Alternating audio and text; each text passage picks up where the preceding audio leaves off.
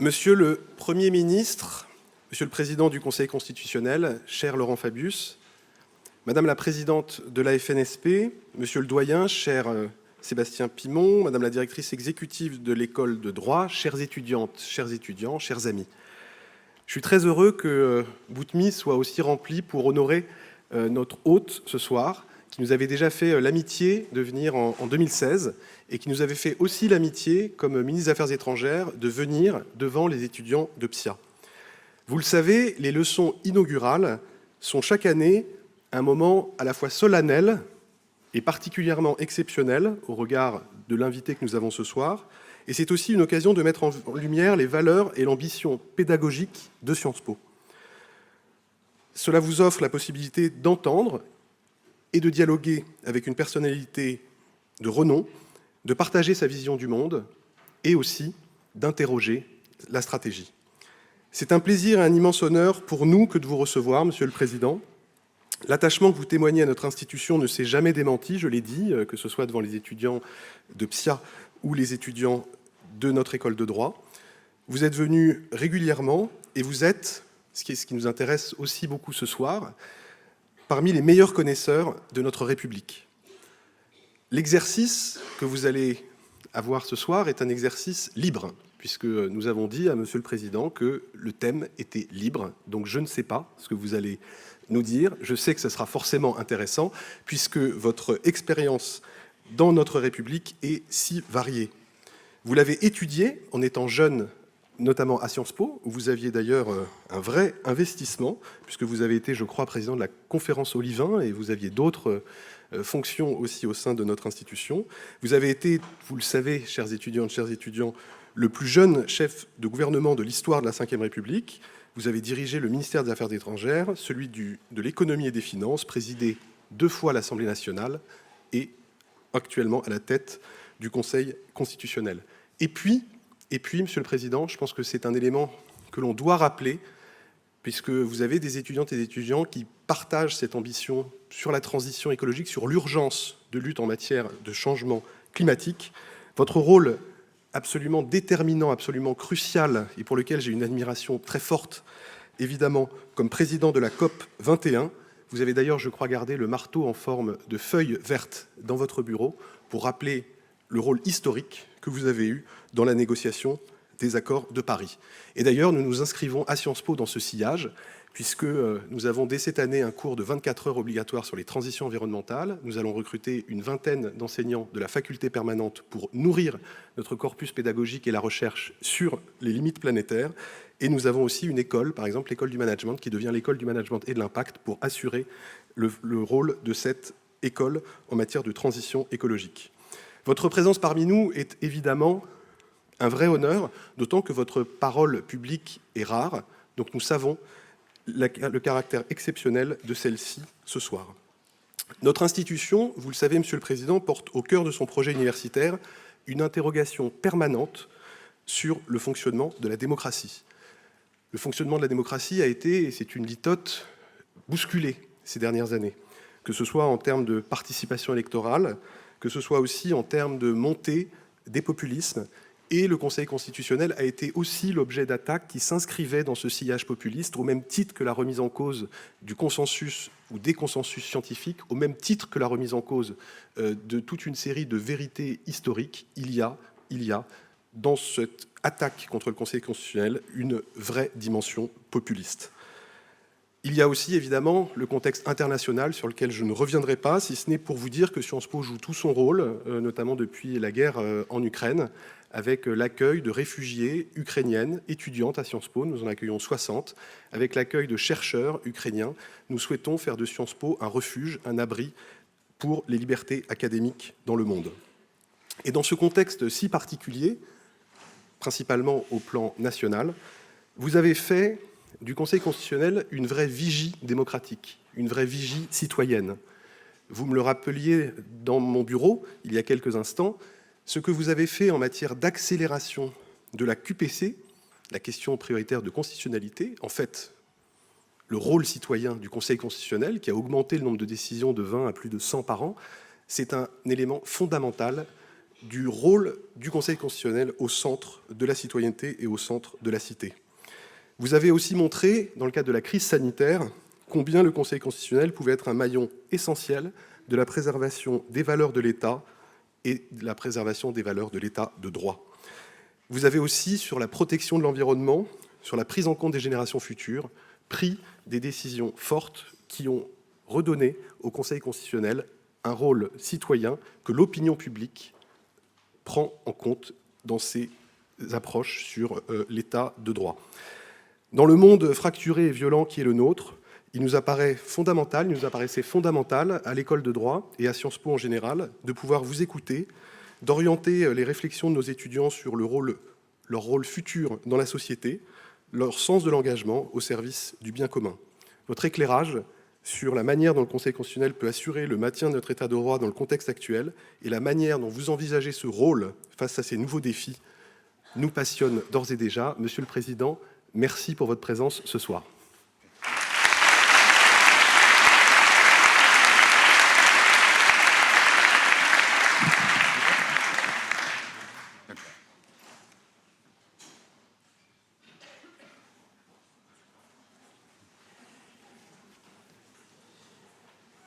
Monsieur le Premier ministre, Monsieur le Président du Conseil constitutionnel, Monsieur le directeur de Sciences Po, Madame la Présidente, pardonnez-moi, de la Fondation nationale des sciences politiques, Madame la Directrice exécutive de l'École de droit, chères étudiantes, chers étudiants, chers collègues, très chers amis.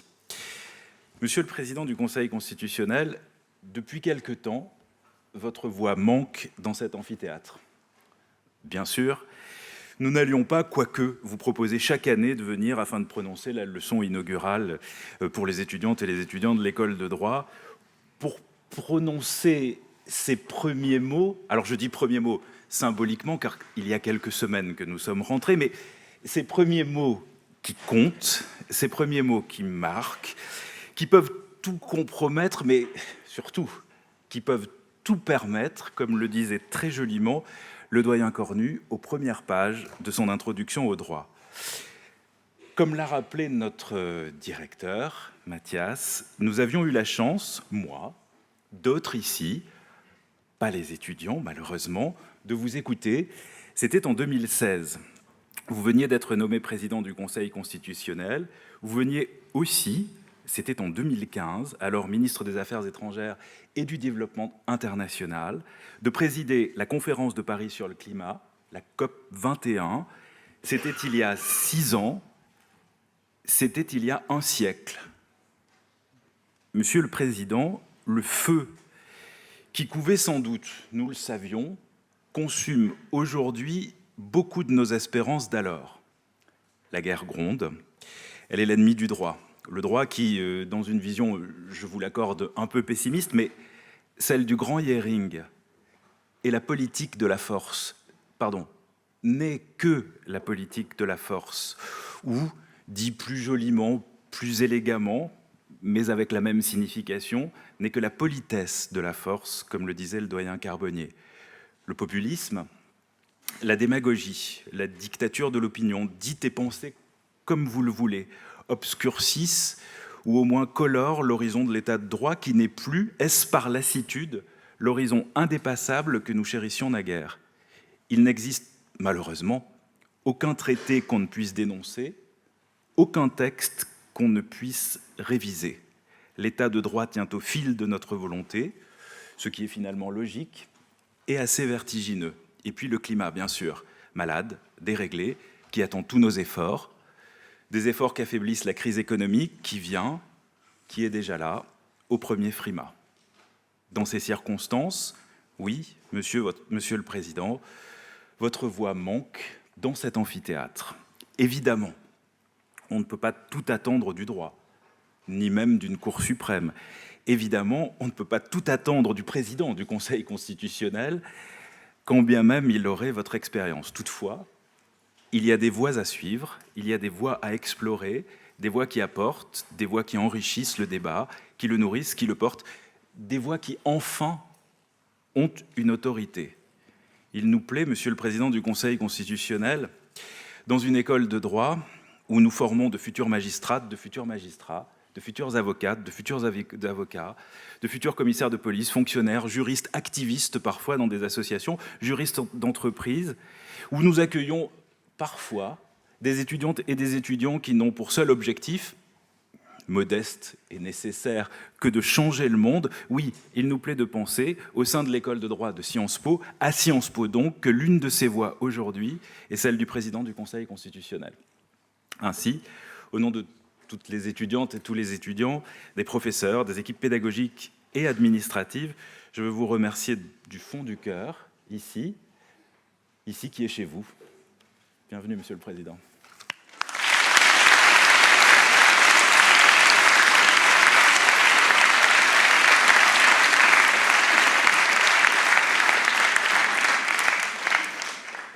Madame la Présidente, Monsieur le Directeur, Madame la Directrice exécutive, Monsieur le Doyen, Mesdames et Messieurs les professeurs et les étudiants, chers amis, après 2 tels discours, le mieux serait pour moi de me taire et de me retirer.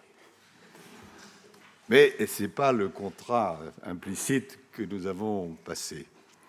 Merci donc beaucoup à Mathias Vichra et au professeur Pimon de m'avoir invité à prononcer cette leçon inaugurale.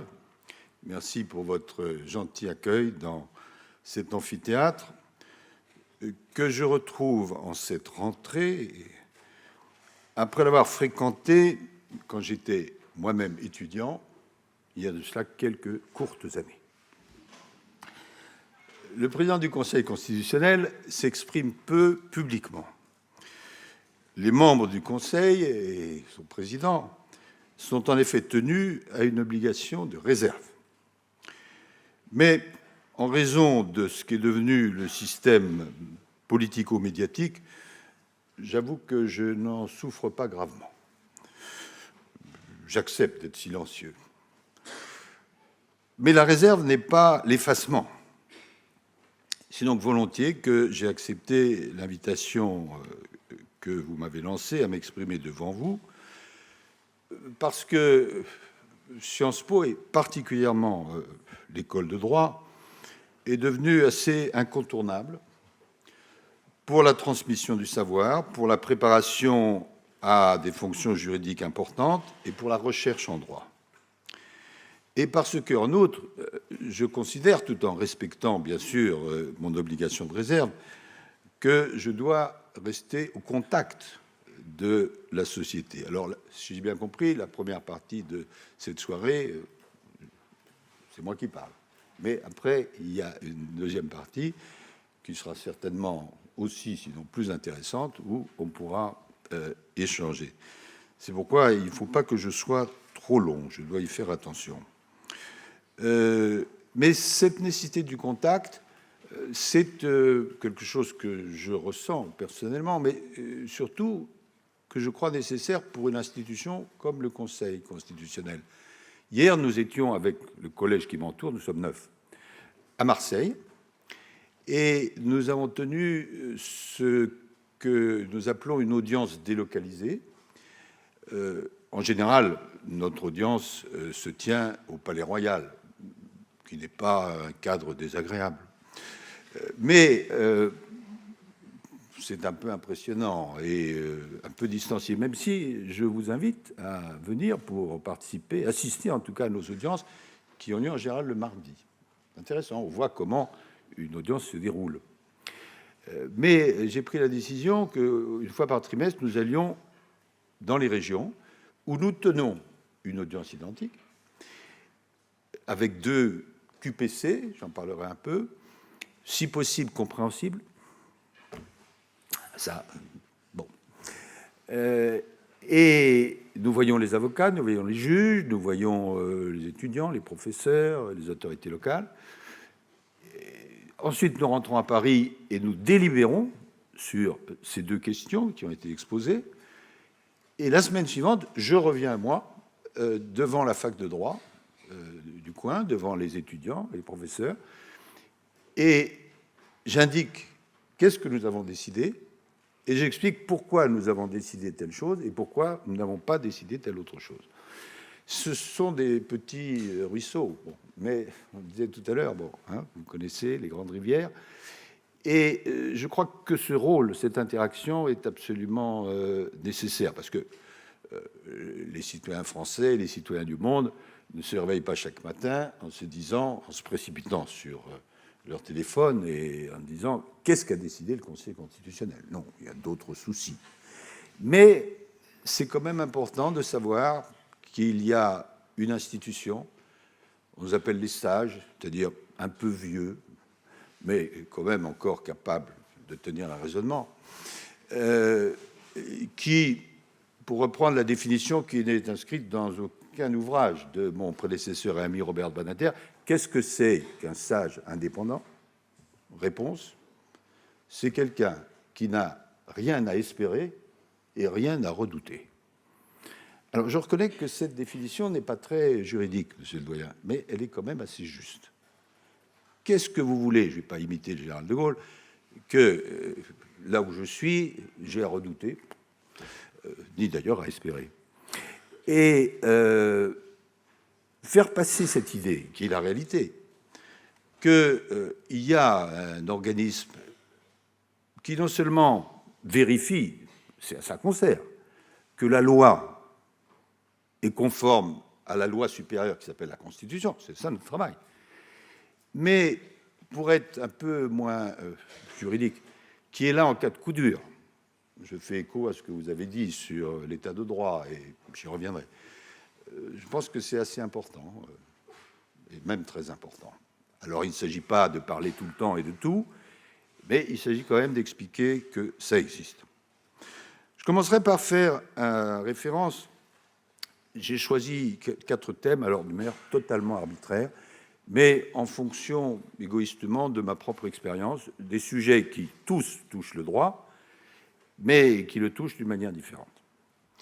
Je commencerai par évoquer un ouvrage, peut-être est-ce que vous aurez l'occasion de parcourir, du prix Nobel de chimie, M. Prigogine, qui a été publié en 1996, et qui s'appelle « La fin des certitudes », où ce savant décrit l'univers non plus comme une horloge bien réglée, mais comme un chaos imprévisible.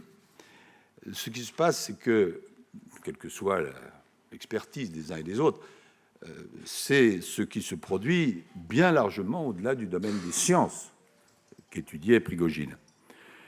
Je ne vais pas enfoncer les portes ouvertes, mais juste les entrebâiller. Il y a toute une série de transformations extrêmement profondes, avec parfois, heureusement, des conséquences positives, parfois des effets négatifs. On va parler du dérèglement climatique, et parfois, et même le plus souvent, des effets ambigus, ambivalents. La mondialisation, hier, aujourd'hui, ce qu'on appelle la fracturation, la révolution numérique, enfin, vous vivez cela et vous réfléchissez à cela. Il y a l'insécurité, qu'elle soit de nature sanitaire, climatique, nucléaire. Il y a l'inflation, il y a les pénuries d'énergie, il y a la crise de la démocratie, il y a les conflits internationaux. Et donc, ce que beaucoup appellent le temps des épreuves est là. Et il interroge notamment les juristes que vous avez choisi d'être sur les moyens de faire face et, si possible, d'en sortir. Dans ce contexte, même si chacune et chacun d'entre nous veut être optimiste, on est obligé d'avoir une grande perplexité. Et c'est particulièrement le cas pour la jeune génération que vous constituez. Mais ce n'est pas simplement la jeune génération, c'est bien au-delà. Parce que quand on parle du dérèglement climatique et qu'on dit c'est pour après-demain, non, c'est pas du tout pour après-demain, c'est pour aujourd'hui. Et pire, bien sûr, pour après-demain. Et on ne peut pas être soit totalement optimiste, soit totalement pessimiste. Je pense qu'il faut essayer d'aborder les questions avec lucidité, mais garder, c'est pas toujours facile, et surtout quand on a une responsabilité publique, mais c'est vrai aussi quand on s'engage dans une association, beaucoup d'entre vous le font, beaucoup d'ambition et de courage aussi. Alors aujourd'hui, j'ai choisi d'aborder 4 thèmes. Je vous l'ai dit de manière arbitraire, mais c'est le bénéfice de ne plus être étudiant. Et dans chacun de ces cas, même si parfois ça va vous paraître un peu contourné, le droit est convoqué. Première question sur laquelle je veux dire un certain nombre de choses, c'est l'agression russe en Ukraine et, d'une façon générale, la question de la guerre et du droit. Ce qui se passe en Ukraine est évidemment d'abord un drame humain épouvantable et qui nous concerne particulièrement, à la fois comme un pays dans le monde, mais parce que cette guerre se déroule aux frontières de l'Union européenne, qu'elle a des conséquences sur notre vie quotidienne et que, là, il faut un peu élargir la réflexion, en fonction de son issue, pas mal de paramètres dans la vie et dans le droit international et dans la vie nationale peuvent évoluer. Contrairement à ce qu'une approche un peu rapide pourrait faire penser, la guerre, je m'adresse à des juristes, n'est pas l'absence de droit. Pendant longtemps, elle l'a été, mais c'est un des acquis de la civilisation d'avoir su, même si c'est très imparfaitement, établir des règles qui s'appliquent ou qui sont censées s'appliquer pendant la guerre et à son issue. Il y a des armes qui sont interdites, il y a les populations civiles qui sont protégées par le droit, il y a certaines actions qui peuvent être poursuivies et leurs auteurs jugés et condamnés devant des juridictions internationales ou nationales. La Cour internationale de justice, la Cour pénale internationale, éventuellement un tribunal spécial ad hoc, des juridictions nationales en fonction, peut-être poserez-vous des questions là-dessus, de ce qu'on appelle la compétence universelle. Je ne vais pas examiner ici, tout au moins dans mon propos introductif, toutes ces questions. Je vous signale cependant, même si je sais qu'un débat pour la nuit du droit est organisé par cette maison, et donc je ne veux pas faire une concurrence déloyale, mais que dans le cadre de la nuit du droit, qui est un succès au plan national, nous-mêmes, au Conseil constitutionnel, nous avons décidé d'organiser un débat autour précisément de ce thème, le droit et la guerre, avec comme point d'application la guerre de la Russie en Ukraine. Et j'ai convié notamment, excusez du peu, Robert Badinter, le procureur de la Cour pénale internationale, qui s'appelle M. Karim Khan, Cour pénale internationale, le procureur général d'Ukraine, qui s'appelle M. Kostin, un Français qui dirige, je l'ai découvert à cette occasion, un institut de recherche criminelle de la gendarmerie, qui est ceux qui font le travail terrible dans les fosses d'identifier les corps et de voir l'ADN, etc. Ce sont des Français qui sont spécialistes de cela. Et donc, si certains d'entre vous sont intéressés, ça sera diffusé, rediffusé, etc. Je vous signale cela et nous aurons un message du président Zelensky. Mais les remarques que je veux faire à propos de ce conflit sont un peu d'un autre ordre. La première remarque, qui est plutôt d'ordre, j'allais dire, philosophique, quand je vois le débat qui existe, c'est sur la notion de solidarité. Il me paraît, moi, tout à fait légitime et même nécessaire que notre pays soit solidaire de l'Ukraine qui fait l'objet d'une attaque brutale et injustifiée, contraire au droit international, de la part de la Russie. Cette solidarité se traduit, de la part de la France, comme dans d'autres pays, au premier chef des États-Unis, par des appuis divers, notamment militaires, par des sanctions économiques, mesures qui entraînent par contre-coup des conséquences sur la France et sur les Français. On peut bien sûr, démocratiquement, discuter ces choix, mais philosophiquement et logiquement, ce qui me paraît en revanche insoutenable, c'est de laisser croire, comme certains, qu'on pourrait être solidaire sans que cela implique de notre part des efforts et même des sacrifices. On peut refuser la solidarité, mais si on est honnête intellectuellement et qu'on revendique la solidarité, alors il faut accepter les efforts qui vont avec. Sinon, c'est la logorée. Une deuxième remarque, plus juridique, juridico-diplomatique, porte sur la question du nucléaire militaire. Évidemment, quand je dis cela, on pense aux dernières déclarations sibyllines, pour le moins, du président Poutine.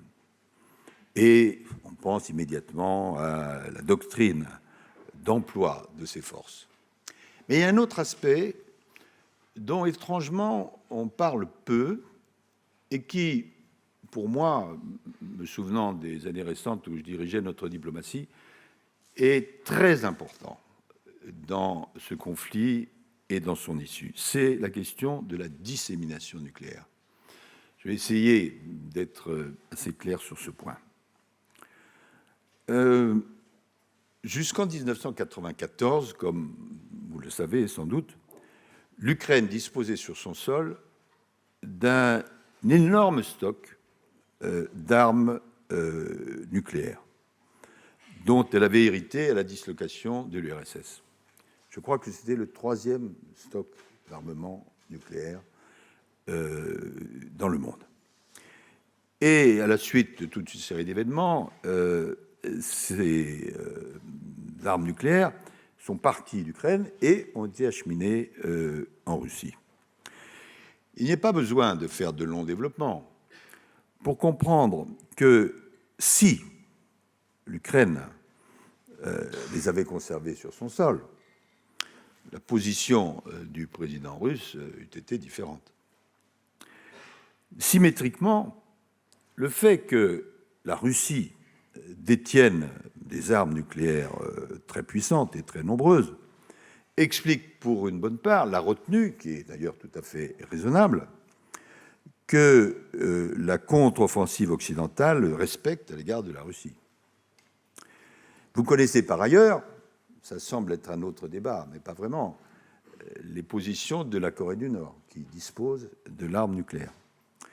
Vous suivez sans doute dans les journaux les négociations très difficiles à propos du nucléaire iranien, pour lesquelles nous avions conclu un accord, j'étais le représentant de la France, qui a été, d'une façon pour le moins inopportune, dénoncé par le président Trump.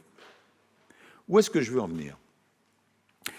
À ceci que, selon l'issue du conflit russo-ukrainien, il apparaîtra ou non à tous les autocrates actuels ou futurs que pour eux, la seule impunité absolue est ou non assurée par la détention de l'arme nucléaire. Et donc, pour aller directement à ma conclusion sur ce point, avec le conflit russo-ukrainien se joue donc aussi la question essentielle, mais peu abordée publiquement, d'une incitation puissante ou non à la dissémination nucléaire. Imaginez un instant que, de des raisons que vous êtes un autocrate à la tête d'une puissance qui, pour des raisons financières, pour d'autres raisons, est capable de développer ou d'acquérir l'arme nucléaire, selon ce qui va se passer dans le conflit russo-ukrainien, vous aurez ou non la certitude que c'est l'arme nucléaire qui vous assure l'impunité. Et ce n'est pas une petite affaire. Troisième remarque qui nous ramène plus directement au droit. Les régimes qui violent le droit à l'extérieur, particulièrement dans les actions de guerre, sont en général ceux qui bafouent le droit à l'intérieur de leurs frontières. Je ne vais pas certainement prétendre que, en revanche, toutes les démocraties adoptent toujours un comportement extérieur juridiquement impeccable. Et nous avons tous à l'esprit des contre-exemples. Mais retenons cette idée qui, statistiquement, est assez juste. Les régimes qui respectent l'état de droit, vous en avez parlé, à l'intérieur, sont en général ceux qui le respectent au niveau international, cependant que ceux qui le piétinent à l'intérieur ont à coup sûr une propension à bafouer aussi les règles du droit international. Cela n'empêche pas ces pays, ces régimes, et on pense en particulier à la Russie, mais d'autres aussi, ça n'empêche pas ces régimes, utilisant à la fois beaucoup de culot et pas mal de casuistique, de prétendre fonder en droit les violations du droit. Ainsi, la Russie a-t-elle prétendu que son opération militaire spéciale du mois de février 2022 était juridiquement la conséquence d'un génocide pratiqué par l'Ukraine sur les citoyens d'origine russe, ce que d'ailleurs la Cour internationale de justice, par une ordonnance de début mars 2022, donc très rapidement, a considéré comme sans fondement. De même, les pseudo-référendums organisés à l'est et au sud de l'Ukraine visent à donner un fondement juridique bidon, parlons français courant, à l'annexion poutinienne. Il ne faut donc pas être dupe et ne pas confondre le juridisme et le respect du droit. C'est le sens de cette première série de remarques. Le droit est partout et je considère qu'il faut donc partout respecter le droit. Le deuxième thème que j'ai choisi d'aborder, c'est celui du dérèglement climatique et des juges. Lorsque j'échange avec mes homologues qui président des cours suprêmes dans toute une série de pays, je leur demande toujours, mes chers collègues, Monsieur le Président, Madame la Présidente, quand vous pensez aux contentieux dont vous allez être saisis dans le futur, quels sont les contentieux qui vont être les plus massifs ou les plus importants? Et en général, la question de l'environnement vient dans leur réponse, bien au-delà de ce qu'on peut penser en ce qui concerne la France. Et en particulier, depuis quelques années, la question du dérèglement climatique s'est invitée dans les prétoires.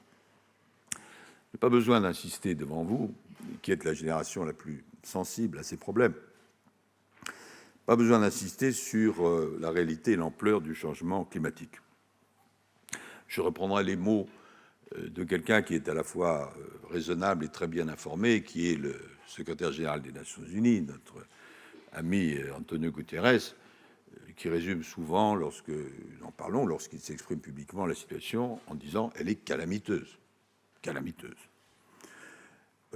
Bon, vous avez vu ce qui s'est passé, pas seulement dans notre pays, mais partout cet été. Avec, je le précise en passant, je ne voudrais pas que vous sortiez de cet amphithéâtre pessimiste, mais une remarque qu'on ne fait pas souvent, mais qu'on est obligé de faire quand on s'intéresse un peu au sujet. Ce à quoi on assiste en ce moment, c'est le produit d'une augmentation moyenne des températures par rapport, c'est la référence issue des accords de Paris, à la période pré-industrielle de 1,1 degré. Voilà. En ce moment, on a augmenté de 1,1 degré. Et ça produit, ce que vous avez vu cet été, partout.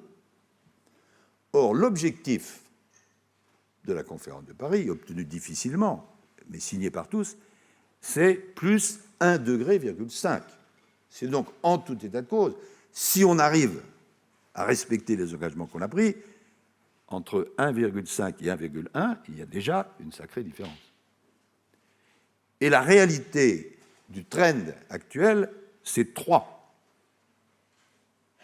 Bon, donc il faut quand même avoir ça présent à l'esprit lorsqu'on discute ou lorsqu'on ne discute pas. Oui, la situation est calamiteuse.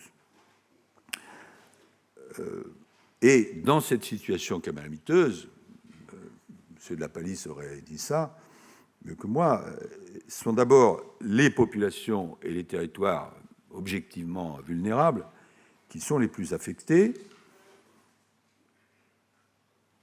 Bon, cet accord de Paris, que je connais bien pour avoir eu la chance de le préparer et de le présider, vous pouvez le consulter parce que sans cesse on y fait référence, mais jamais personne ne le lit. Il faut dire que c'est quand même pas du Victor Hugo. Hein. Bon. Mais c'est 29 articles et 140 paragraphes de décision, donc c'est précis. Alors on les résume souvent par deux objectifs, les plus 1,5 degré dont je vous ai parlé, et puis le fait d'être neutre à l'horizon 2050. On n'entre pas dans les détails, mais enfin, c'est ça qu'on a retenu et qui a été signé, accepté par tout le monde. Car l'une des difficultés de cette conférence, comme toutes les COP, c'est que si un seul pays, même le plus petit, dit non, il n'y a pas d'accord. Donc, évidemment, c'est compliqué à convaincre tout le monde. Suite à cela, la plupart des États ont adopté dans leur droit interne des objectifs et des trajectoires. Alors, il y a plusieurs problèmes. D'abord, certains ont adopté des objectifs qui sont insuffisants par rapport à l'engagement qu'ils ont pris. Et d'autres qui ont adopté des objectifs qui, en apparence, sont cohérents avec Paris, ne respectent pas ces objectifs. Il s'agit d'une course contre la montre, puisque quand vous envoyez du CO2 dans l'atmosphère, il ne descend pas avant, selon les cas, 20 ans, 30 ans, 100 ans, 200 ans. Et donc, il arrive à un point de bascule. Et c'est donc une course contre la montre. Si on n'arrive pas à aller assez vite vers l'objectif, il y a un moment, les Anglais appellent ça tipping point, où ça bascule et où on ne contrôle plus rien. Et l'enjeu, je ne vais pas employer des grands mots, mais enfin, maintenant, tout le monde doit le savoir, c'est quand même la survie d'une partie importante de l'humanité. Excusez du peu. Face à cela, d'une façon que je crois assez naturelle, sans mauvais jeu de mots, le recours aux tribunaux se développe. Il y a des études sur le nombre des contentieux à travers le monde, entre 1500 et 2000 contentieux sur ces sujets. Ces recours n'aboutissent pas toujours, mais c'est un phénomène mondial. Alors, il y a des cas qui concernent la responsabilité des États, c'est-à-dire que tel ou tel requérant, telle ou telle association, telle ou telle ville dit à un État et le traîne devant un tribunal, vous n'avez pas agi comme il faut. Et le phénomène nouveau, c'est que de temps en temps, ça marche. Il y a, pour les spécialistes, que certains d'entre vous sont peut-être, un arrêt absolument topique aux Pays-Bas. Les Pays-Bas, ce n'est pas un pays incomparable par rapport à des démocraties comme les nôtres, où, entre 2015 et 2019, parce que l'affaire a duré assez longtemps, il a été décidé par le tribunal qu'il fallait corriger la politique du gouvernement.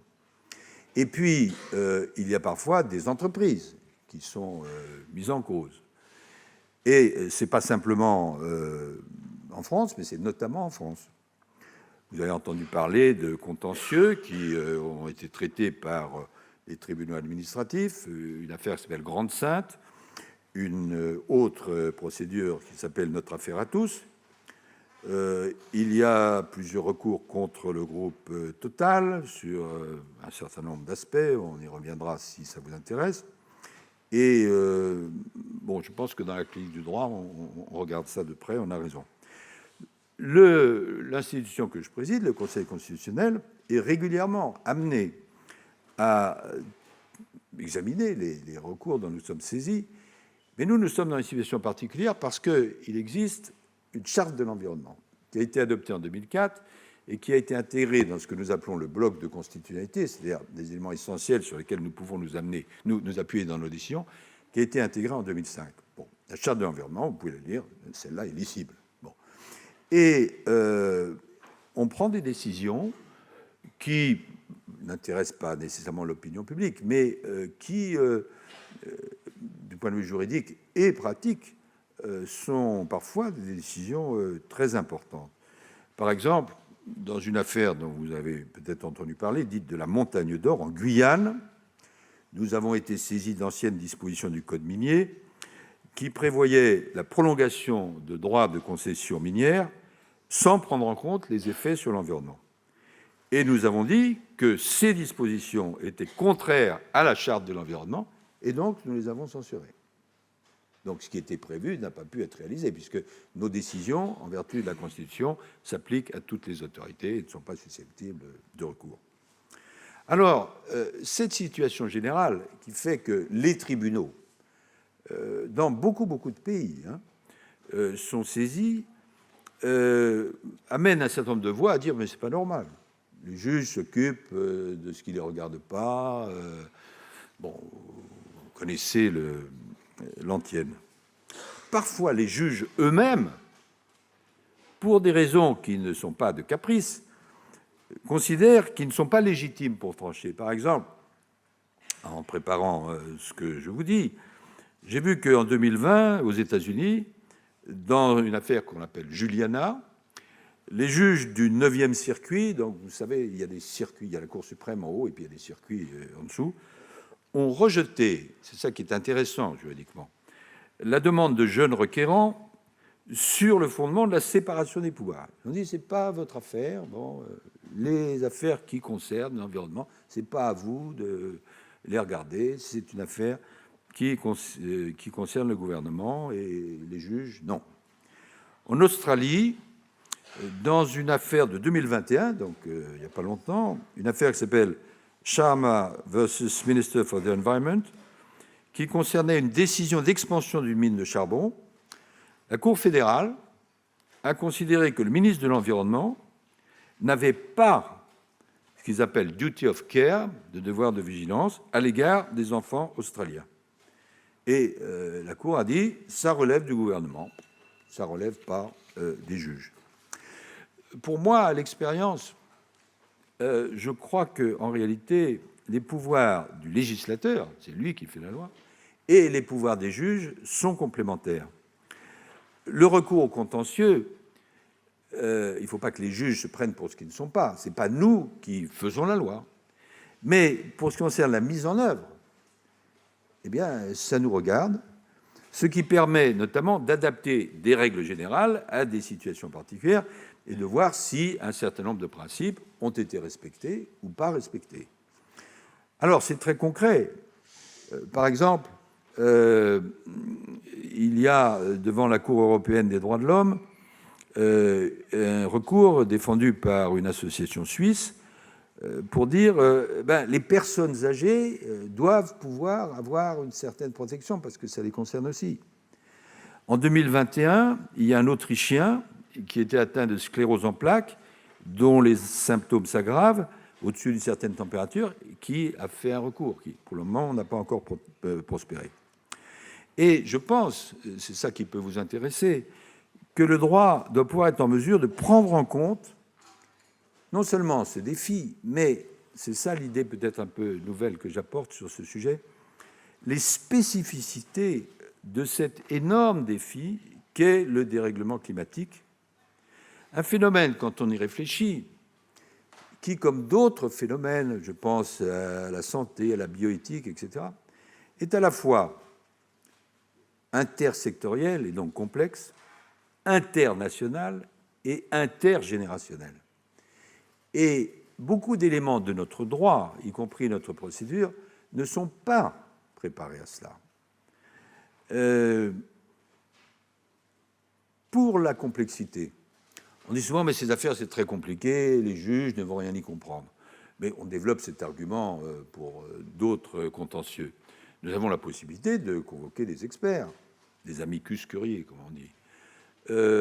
Et puis, ma propre expérience, et je ne suis pas omniscient, me fait penser que les problèmes scientifiques peuvent, lorsqu'ils sont expliqués, être maîtrisés par les juges, qui n'ont pas eux-mêmes à être des experts, mais qui doivent entendre les experts et qui peuvent le faire. Donc là, je pense que, à condition que, c'est un coup de chapeau à ce que vous faites ici, une formation adéquate des juges et plus largement des juristes soit apportée. Parce que sinon, on dit « oh, c'est trop compliqué ». Non.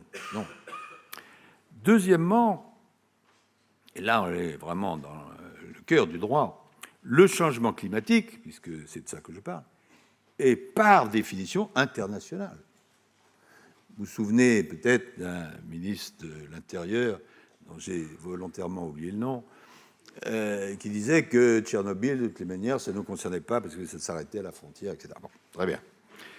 Bon, pour le CO2, on a beaucoup de respect pour la profession de douanier, mais on peut mettre des douaniers, et ce n'est pas ça qui va empêcher le CO2 de parcourir beaucoup de distance. Et le juge, il est national. Mais est-ce qu'il peut faire abstraction des conséquences de ces décisions ou de la nature transnationale du phénomène? Non. Alors, il y a un équilibre à trouver. Dans une affaire qui s'appelle UIPP, le conseil que je préside a été saisi, bon, là aussi je vais essayer d'être simple, de la constitutionnalité de dispositions qui interdisaient et interdisent l'exportation en dehors de l'Union européenne de pesticides qui ont été estimés dangereux par les Européens, par l'autorité européenne.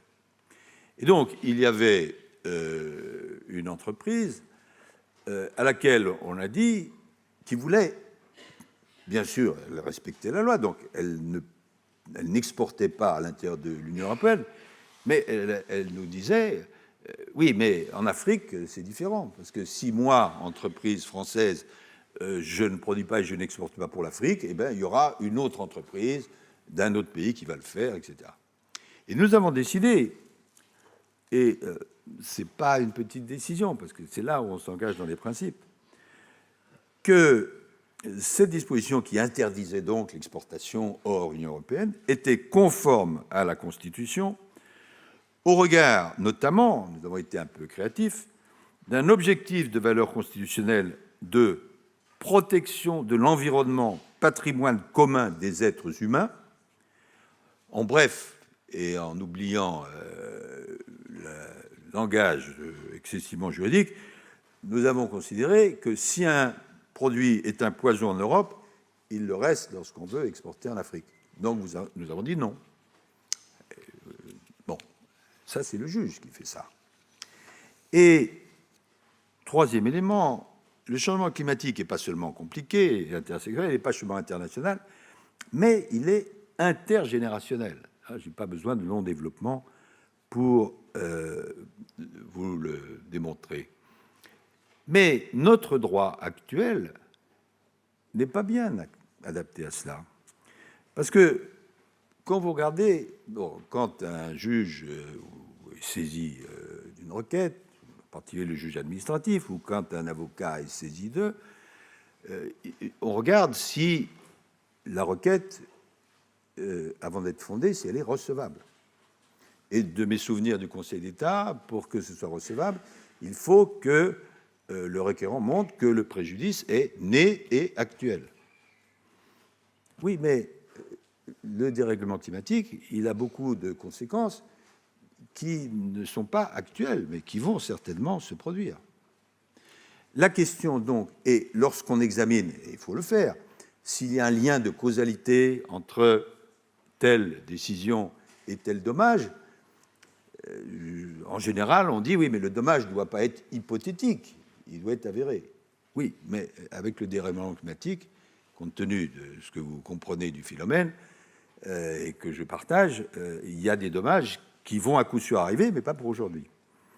Et donc, pour résumer, l'introduction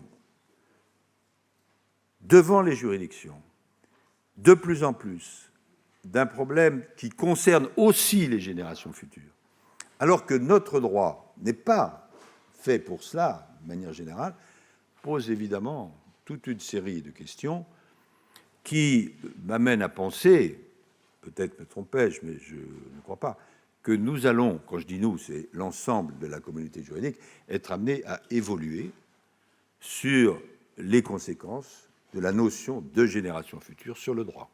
J'espère ne pas être trop embrouillé dans mon explication.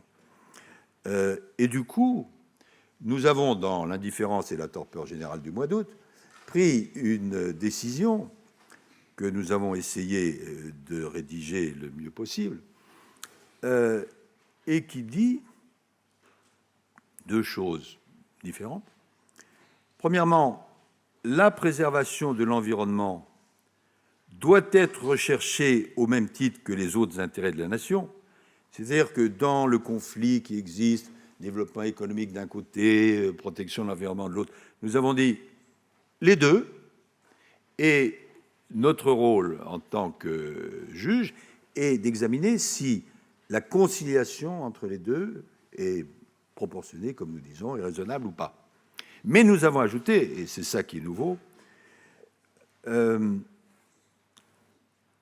Charte de l'environnement, il résulte de son préambule que les choix destinés à répondre aux besoins du présent ne doivent pas compromettre la capacité des générations futures à satisfaire leurs propres besoins. Alors là, c'est un saut. La question qui était posée, c'est l'histoire du méthanier qui, compte tenu de la situation en France, de la crise de l'énergie, etc., doit être installé au Havre. Et est-ce que le méthanier qui sert à transformer le GNL, etc., pour l'environnement, c'est quand même pas bon. Donc, est-ce qu'on pouvait, on ne pouvait pas, etc.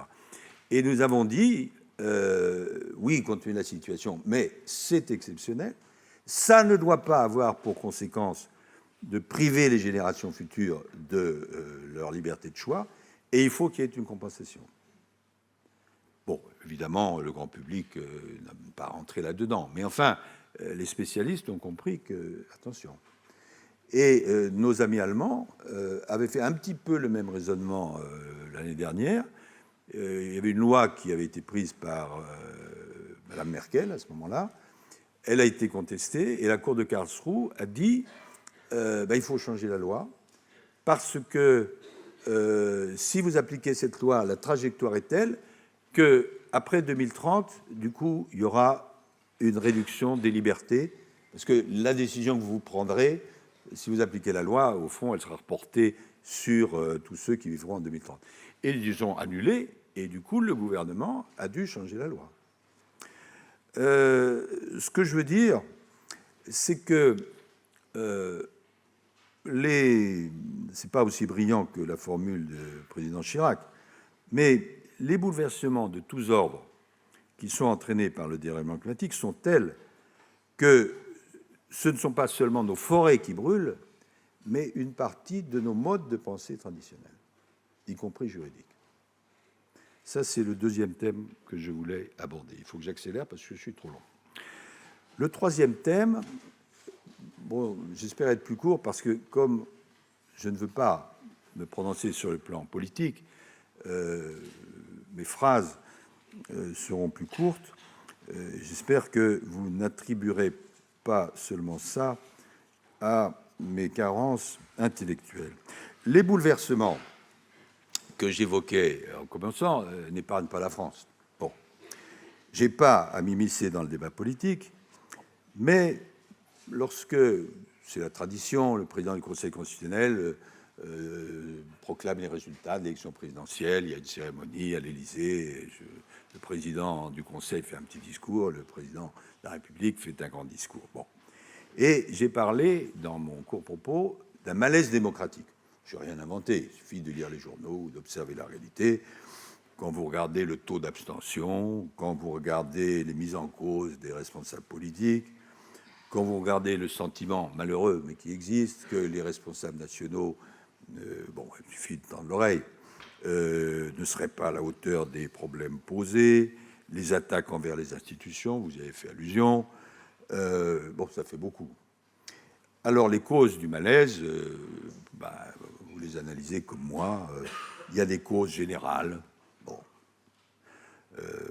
l'individualisation des comportements, l'internationalisation des problèmes face à des approches majoritairement nationales, le rôle ambigu des réseaux sociaux, etc. etc. Et puis, il y a sûrement des causes françaises. Je ne vais pas, bien évidemment, entrer dans le champ politique et je constate simplement deux choses. C'est que je pense qu'on ne doit pas laisser ce malaise sans réponse, parce que sinon c'est la démocratie même qui petit à petit est rongée. Et d'autre part, là je prends peut-être certaines opinions à brousse-poil, la Constitution, c'est pas moi qui suis le président de l'institution qui vérifie qu'on applique la Constitution, qui va critiquer la Constitution. Ce serait une histoire de fou. Mais je vous fais quand même remarquer, du point de vue factuel, que la Constitution de la Ve République, l'année prochaine, établira le record absolu de durée des constitutions en France, 65 ans. Mais qu'en même temps, elle a déjà été révisée, exactement 24 fois. Mais que depuis 2008, pour des raisons diverses, on n'arrive pas à la réviser. Donc, la Constitution est parfois critiquée, certains même veulent changer la Constitution, mais cette souplesse, c'est-à-dire le fait qu'elle a quand même résisté à des chocs qui n'étaient pas minces, alors il faut avoir un peu de mémoire historique. La guerre d'Algérie, ce n'était pas une petite affaire. Les événements de 68, ce n'était pas une petite affaire. L'arrivée de la gauche en 81, bon, moi, j'en faisais partie. Rappelez-vous le mot de M. Poniatowski, qui était un ministre de l'Intérieur, par ailleurs très intelligent, qui a dit « si la gauche arrive, les chars russes seront place de la Concorde ». Donc, c'était quand même un climat un peu différent. Bon. La Constitution a résisté. Elle a résisté à l'alternance, elle a résisté à la cohabitation. Bon. Donc, tout ça n'est quand même pas une petite chose. Donc, on peut tout à fait, et moi je n'ai pas donné mon sentiment là-dessus, faire évoluer la Constitution, mais elle a quand même une certaine stabilité. Bien. Sur ce dernier point, je voudrais une chose, je ne m'y appesantirai pas, mais bon, c'est le fait que je dis ça, que j'ai déjà dit, hein, ce n'est pas un scoop, n'est pas absolument neutre. C'est que si on veut la réviser, il y a des gens qui veulent la réviser, j'ai demandé, oui, j'ai même obtenu que je dispose de ce petit livre qui est la Constitution de la République française. Si, c'est quand même utile, si jamais j'avais des oublis, c'est sûrement votre livre de chevet. Si vous avez comme livre de chevet, d'une part les accords de Paris et d'autre part la Constitution, c'est bien. Bon.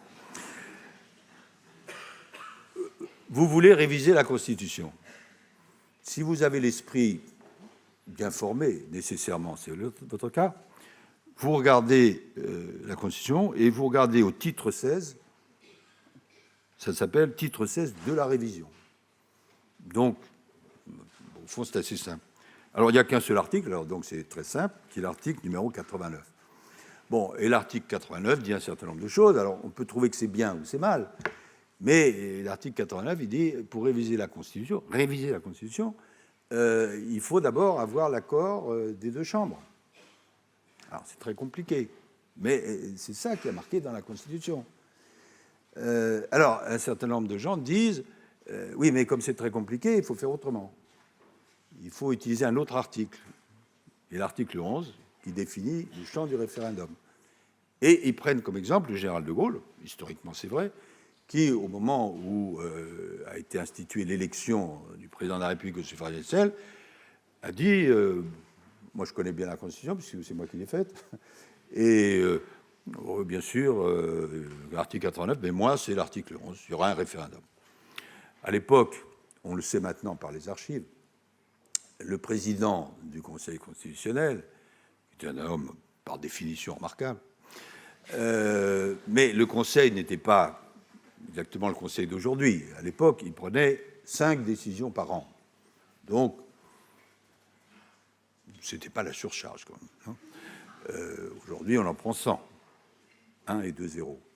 Bon, le président du Conseil constitutionnel a réuni le groupe des conseillers, ils ont discuté entre eux, et bien qu'ils étaient quasiment tous gaullistes, comme était le général de Gaulle, le Michel Debré, le président a mis son costume, sa cravate, et est allé voir le général de Gaulle, il a dit « Bon, général, ce que je vous dis n'est pas officiel, mais enfin, nous, on pense que la révision, c'est par l'article qui s'appelle de la révision, quoi. Et le général, j'étais pas là, hein, a dit, il s'appelait Léon Noël, le président, a dit, mon cher Léon Noël, qui était un homme très bien, là, je ne plaisante pas, a dit, je vous ai écouté, ben moi, je ferai l'article 11. Bon, très bien. Mais depuis, de l'eau a coulé sous les ponts, tout le monde n'est pas le général de Gaulle, et depuis, la jurisprudence a évolué, enfin, peut-être que vous apprenez ça. Et du coup, maintenant, je le dis en tant que président d'une institution qui serait amenée à évoquer ce problème, la révision, c'est l'article 89. Bon. Alors, ça ne rend pas la révision facile, hein. Et dans l'article 89, il est possible, après que les chambres se soient prononcées, ou bien de réunir le Congrès avec une certaine majorité, ou bien de passer par le référendum. Mais le référendum de l'article 89, si je puis dire, ne peut intervenir qu'une fois qu'il y a eu l'accord des chambres.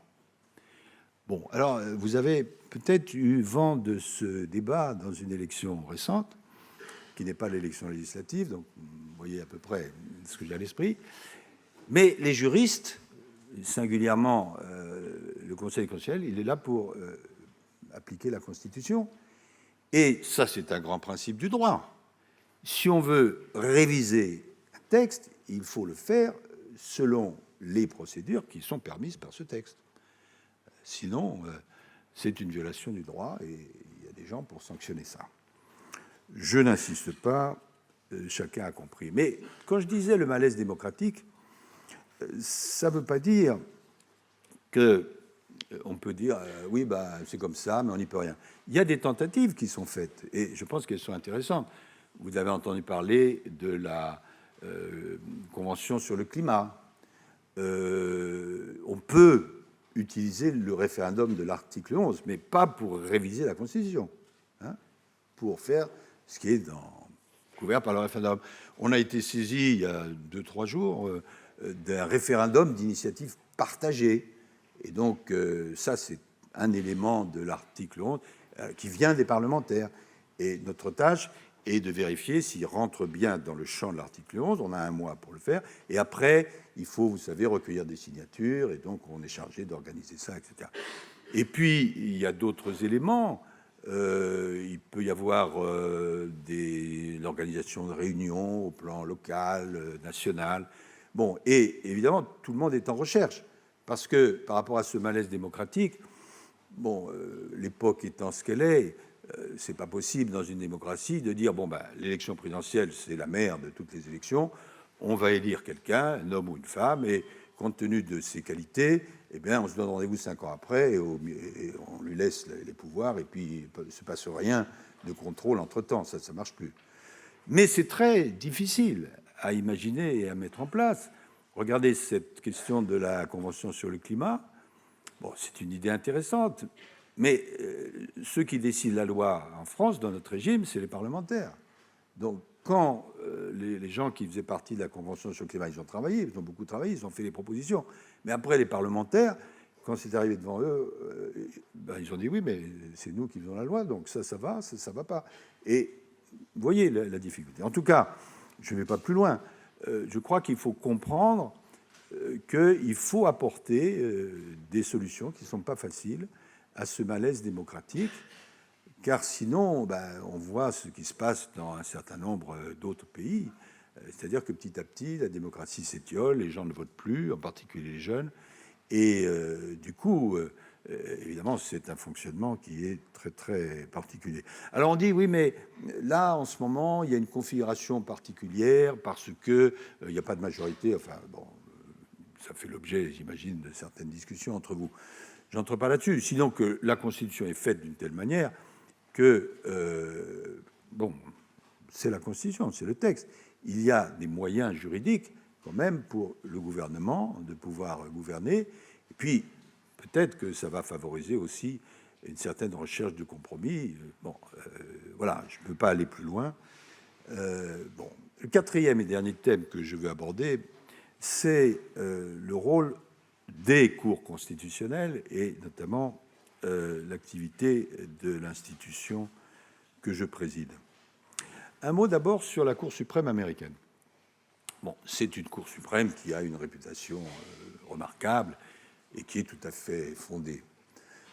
Mais elle a pris des décisions il n'y a pas longtemps, pas une seule décision. Celle qui a retenu le plus l'attention, et on compris pourquoi, c'est l'inversion de leur jurisprudence sur l'avortement. Très bien. Mais ils ont pris dans la même foulée d'autres décisions, notamment sur l'environnement, en disant que le bras armé du gouvernement, ce qu'on appelle EPA, l'administration pour la protection de l'environnement, n'avait en fait pas le pouvoir d'agir dans ce domaine et que c'était les États qui pouvaient agir. Et puis il y a eu d'autres décisions, etc. Et elles ont été critiquées aux États-Unis, mais même le président de la Cour suprême s'est exprimé en disant effectivement ça pose des questions, etc. Alors c'est pas mon rôle d'aller critiquer les décisions d'une grande cour comme celle-là, et puis bon, c'est pas la pratique qu'un président de cour supérieure critique l'autre. Mais la seule chose qui m'intéresse dans cette affaire, et c'est pourquoi je me permets d'en parler, c'est que les décisions, une partie des décisions qui ont été prises par la Cour suprême ont une incidence aussi dans l'opinion mondiale. Et parfois dans la réalité mondiale. Par exemple, pour les raisons que je vous ai dites, le phénomène des règlements climatiques, ce n'est pas simplement les États-Unis. Bon, les États-Unis sont le deuxième émetteur après la Chine. Bien. Mais s'il y a moins d'actions aux États-Unis contre le dérèglement climatique, eh bien, ça nous pénalise tous. Ça, c'est un aspect. Alors, si on réfléchit, je ne vais pas plus loin sur ce point, pourquoi ils ont pris ces décisions? Alors, il y a une argumentation juridique, bien sûr. Mais je crois fondamentalement, et c'est ça qui m'intéresse, que le problème vient du croisement entre deux dispositions. D'une part, le choix très idéologique des juges, parce que quand le président américain propose au Congrès le juge de Madame Untel ou le juge Monsieur Untel, la question c'est si vous aviez tel cas à traiter, comment vous jugeriez? Bon, ce qui est le contraire de l'impartialité, soyons clairs. Bon. Et c'est très idéologique. Bon, les uns sont d'un côté, les autres de l'autre. Et je pense que ça, c'est pas une bonne chose au plan général. Croisé avec le fait qu'ils sont nommés à vie. Alors, si vous croisez les deux éléments, vous voyez bien le problème. Je ne dis pas qu'en ce qui concerne le Conseil constitutionnel, ce soit parfait. Il y a des critiques qui sont faites. On peut toujours imaginer des évolutions. En tout cas, nous ne sommes pas nommés à vie. Donc, nous sommes nommés pour 9 ans. Bon. Mais quand on se pose la question, quelle doit être la façon dont on traite, dont on sélectionne les juges constitutionnels, j'en suis venu à l'idée qu'il y a 3 critères. Moi-même, j'ai nommé des juges au Conseil constitutionnel quand j'étais président de l'Assemblée nationale. Et puis je vois mes collègues, etc. Je pense que le premier critère, c'est évidemment la compétence. Il faut des gens qui connaissent la réalité du droit. Deuxième critère, qui est discuté, mais moi j'ai mon opinion là-dessus, je pense qu'il faut une certaine expérience, en tout cas pour certains membres, du fonctionnement de l'État. C'est-à-dire qu'il faut qu'on comprenne les conséquences des décisions qu'on prend. Bon. Quand on nous saisit, et on le fait souvent, des questions, que peut faire la police dans une manifestation, que peut ceci, que peut cela, et même les questions de santé, le masque, etc., c'est quand même pas mauvais que certains d'entre nous connaissent comment ça fonctionne. Bon. Mais le troisième critère, ce qui est plus difficile à qualifier, c'est ce qu'on appelle l'indépendance. Alors, je vous ai cité la phrase de Robert Badinter, mais pour moi, il y a 2 indépendances. Il y a l'indépendance vis-à-vis des pouvoirs, tous les pouvoirs. Bien, ça, c'est la condition sine qua non. Mais il y a une autre indépendance, et je vous le dis parce que vous serez dans des métiers du droit, qui est l'indépendance à l'égard de soi-même. C'est-à-dire que lorsqu'on a un dossier à juger ou à défendre, en attaque, en défense, ou sur lequel il faut donner un conseil, il faut regarder le droit, regarder la question qui est posée, et ne pas avoir une espèce d'a priori ou de préjugé parce que votre propre parcours et votre sensibilité naturelle est ceci ou cela. Ce que je dis est peut-être contestable, sûrement même, mais c'est vraiment l'expérience que je retire, qu'on soit avocat, qu'on soit juge, qu'on soit un intervenant juridique, cette notion d'indépendance par rapport à soi-même, qui est souvent liée à votre tempérament, je pense que c'est très important. Alors, pour ce qui concerne la maison Conseil constitutionnel, je ne vais pas vous refaire l'historique. Bon, au départ, c'était chien de garde de l'exécutif, très bien. Et puis, en 3 périodes, ça a évolué. Bon. Moi, je ne me rappelle plus si c'était à Sciences Po ou pendant que j'étais à la fac de droit. J'avais un professeur qui s'appelait Jean Rivero. Je ne sais pas s'il a été professeur ici. Jean Rivero, c'était un petit bonhomme qui avait un regard absolument magnifique et qui faisait des manuels de droit. Bon, c'était un grand juriste. Et Rivero commençait son cours de droit constitutionnel. À l'époque, je ne savais pas que j'allais devenir président du Conseil. En disant, il y a une grande différence entre les fusées et les institutions. Bon, alors, même ceux qui chahutaient s'arrêtaient. Bon. Maintenant, je constate qu'il n'y a plus de chahut. Peut-être est-il remplacé par la consultation des téléphones, je n'en sais rien. Et donc, on écoutait Rivero. Et il disait, oui, parce que les fusées, quand même, la plupart du temps, elles suivent leur orbite, enfin, le parcours qu'on leur a attribué. Tandis que les institutions, jamais. Bon. En ce qui concerne le Conseil constitutionnel, c'est totalement vrai. Au départ, chien de garde de l'exécutif, et puis, pour des raisons diverses, pas mis à pesantir, en 71, 16 juillet 71, il décide qu'il doit s'appuyer pas seulement sur la Constitution, au sens les institutions, voilà ce que fait le président, voilà, mais sur le corps du droit. Alors, évidemment, ça change tout. Parce que ça, c'est... Hein, where is the beef? C'est là. Bon. En 74, grâce à M. Giscard d'Estaing, qui était très audacieux, il décide que ce n'est pas simplement le président de la République et 3 autres, Mamamouchi, qui peuvent saisir le Conseil, mais aussi les parlementaires, donc l'opposition. Et puis, en 2008, la fameuse QPC, alors qui change complètement la donne. Et je demandais tout à l'heure à votre doyen, est-ce qu'on enseigne pratiquement la QPC? Et il m'a répondu, à ma grande satisfaction, oui. Pourquoi la QPC a changé les choses? Parce que avant, on ne pouvait contester les lois, d'abord que certaines personnes, hein, les parlementaires ou le président de la République, le Premier ministre, enfin, ça fait quand même pas grand monde. Bon. Et uniquement les lois qui étaient déjà votées et pas encore promulguées. Tout le stock de lois, impossible. C'est pas normal. Et le justiciable, le citoyen lambda, impossible. Et la QPC, c'est cette réforme très audacieuse qui dit, point 1, n'importe quelle loi pourra être contestée, c'est-à-dire que dans n'importe quel tribunal, vous verrez ça si votre vie professionnelle vous y conduit, vous êtes devant un tribunal des prud'hommes, vous êtes devant un tribunal de commerce, vous êtes devant une juridiction administrative ou judiciaire. On veut, dans ce cas précis, appliquer la loi du 30 juillet 1950, je ne sais pas s'il en existe une, et vous levez la main, vous avez préparé votre affaire, et vous dites, oui, Madame la Présidente, Monsieur le Président, il y a un problème. C'est que moi, j'estime que cette loi, même si elle date de 1950, elle est contraire au principe du droit, au bloc de constitutionnalité. Et ce n'est pas simplement les grandes autorités qui peuvent faire ça, et pas simplement pour les lois futures, mais tous les justiciables, pour toutes les lois. Donc c'est une avancée démocratique énorme.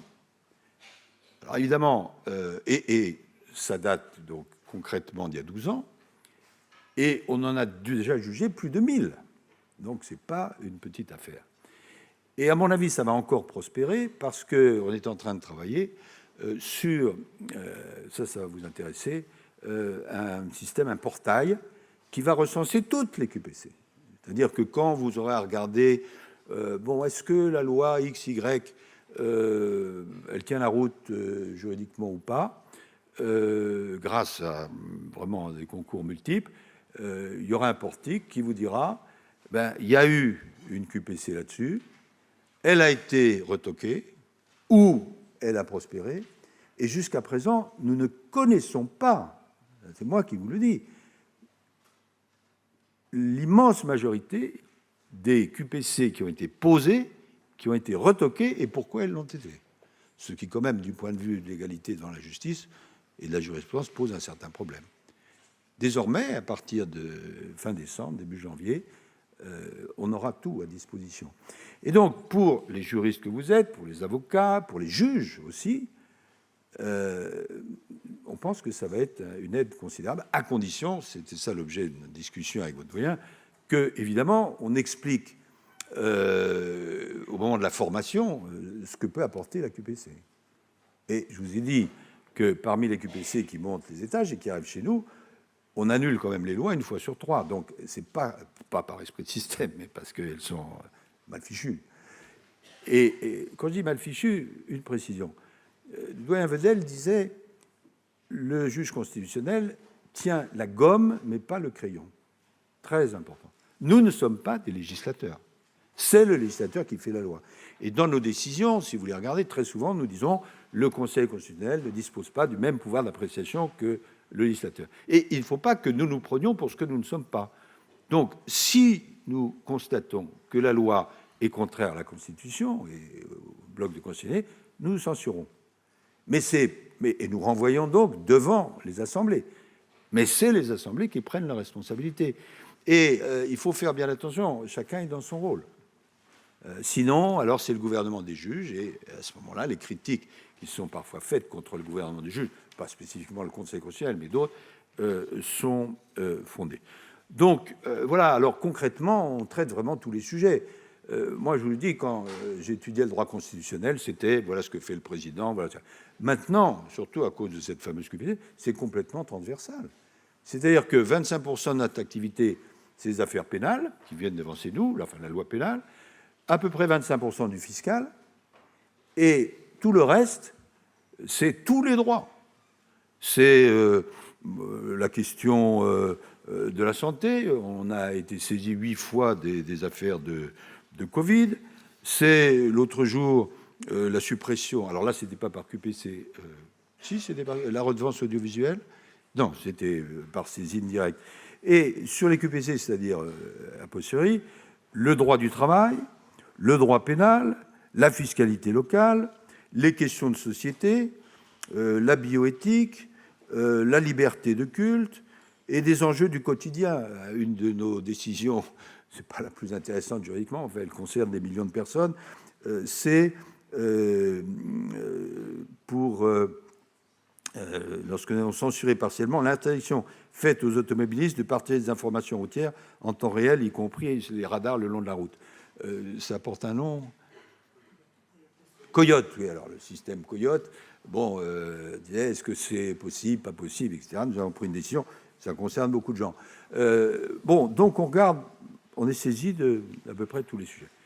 Je termine avec, j'étais venu il y a 6 ans, et j'ai regardé ce que j'avais raconté, c'était déjà trop long, mais j'ai regardé, j'avais dit, voilà ce que je voudrais faire. Bon, on est un collège, toutes nos décisions sont prises collégialement. On est 9, et les membres, les 8 membres sont au même étage. Donc, ils s'échangent. Moi, je désigne, quand il y a une affaire qui arrive, un rapporteur qui fait le travail en liaison avec notre secrétariat général, nos juristes, et il fabrique une décision, mais enfin, il demande aux collègues qu'est-ce que tu en penses, etc. Et on a l'audience où on interroge les parties, et après, on a notre délibéré secret. 25 ans après, on sait ce qui s'est passé. Au bout de 25 ans, en général, nous sommes morts, donc l'aspect personnel est second. Mais c'est intéressant quand même pour les juristes de savoir ce que nous avons dit, pourquoi nous l'avons dit. Le rapporteur lit son rapport, alors c'est entre 15 minutes et 8 heures, ça dépend. Chaque année, on est saisi de la loi de finances, le budget. Bon, le budget, il y a 300 articles, donc il faut les prendre, quoi, hein, les uns les autres. Et après, on discute. En général, on se met d'accord dans 90% des cas. De temps en temps, il y a des opinions différentes qui sont émises. À ce moment-là, je le fais voter. Et puis la décision est prise et puis elle est publiée. Très important, nous jugeons vite. 3 mois, 1 mois, 8 jours. Bon, alors évidemment, si la justice était organisée partout comme ça, mais nous le faisons parce qu'il y a un système de filtres et nous n'avons que quelques décisions à prendre, même si elles sont nombreuses. Mais l'un des problèmes principaux de la justice, enfin, vous savez, c'est la longueur. Donc, voilà. J'avais dit, il faut que la juridictionnalisation soit approfondie. C'est-à-dire, nous sommes une juridiction. Alors, il y a tout un débat, est-ce qu'on s'appelle Cour suprême? Bon, c'est sûr que le Conseil constitutionnel, c'est quand même bizarre, parce que il est interdit que nous donnions des conseils. Bon, mais comme ça. Sauf en cas d'article 16, mais enfin, c'est quand même assez rare. Donc, nous sommes une cour. Alors, Cour suprême, je ne rentre pas dans ce débat. Dans d'autres pays où on parle de la Cour suprême, c'est parce qu'il n'y a pas de Cour de cassation et de Conseil d'État. Bon, nous sommes la cour constitutionnelle, en fait. Et on a travaillé, j'en parle détail, sur comment ce soit une juridiction. Alors, il y a des procédures particulières, etc. Bon, ceci a bien progressé. Il y aurait un complément à faire, je le demande depuis longtemps, mais pour l'instant, je n'ai pas obtenu. C'est que le fait que les présidents de la République anciens soient de droit membres chez nous, ça n'a aucun sens. Bon. Pour vous montrer l'estime qu'on portait au Conseil constitutionnel à son origine, lorsque la décision a été prise, c'est en fait que les présidents de la République n'avaient pas de retraite. Bon. Donc on a dit, eh ben, voilà, il y a cette institution, on va les y mettre, comme ça ils toucheront une retraite, enfin leur salaire sera une retraite. Bon, ça n'a absolument aucun sens, compte tenu de ce qu'est devenu le Conseil, et même si les présidents sont là, ils ne peuvent pas siéger vraiment parce qu'ils ont présidé le Conseil des ministres qui, que quoi, dans où. Bon, donc il faudrait que ce soit supprimé, mais encore faut-il qu'il y ait une révision. S'il n'y a pas de révision, on ne va pas organiser la révision que pour ça. Je voulais ouvrir aux citoyens, très important.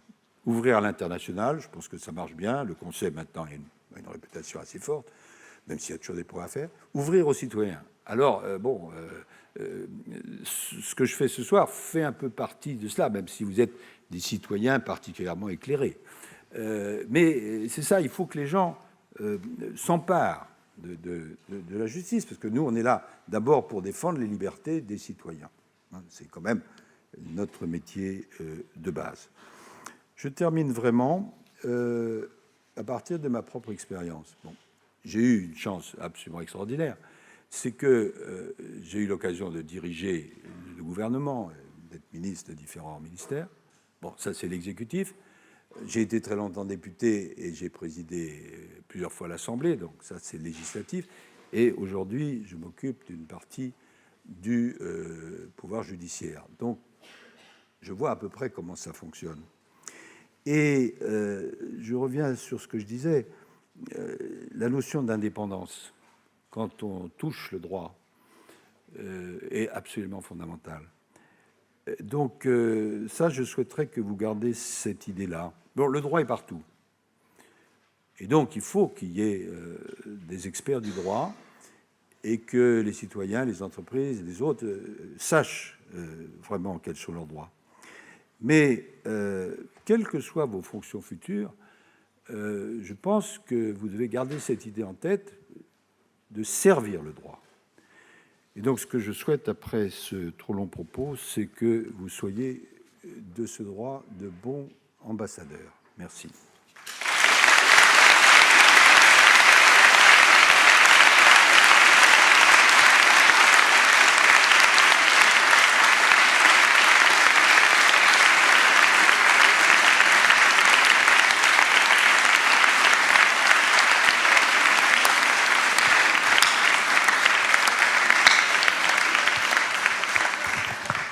Merci de votre gentillesse. Alors, à quelle heure est-ce qu'on doit finir? Parce que ce qui est terrible, j'arrête l'hémorragie, c'est quand petit à petit... Hop, hop, hop, bon. Donc, on a un petit temps pour les questions. Dites. C'est 21h et une sorte de sirène va retentir. Ah, c'est bien, c'est incitatif. Non, c'est un bon procédé, j'y penserai. Dans nos audiences, les avocats n'ont que 10 minutes.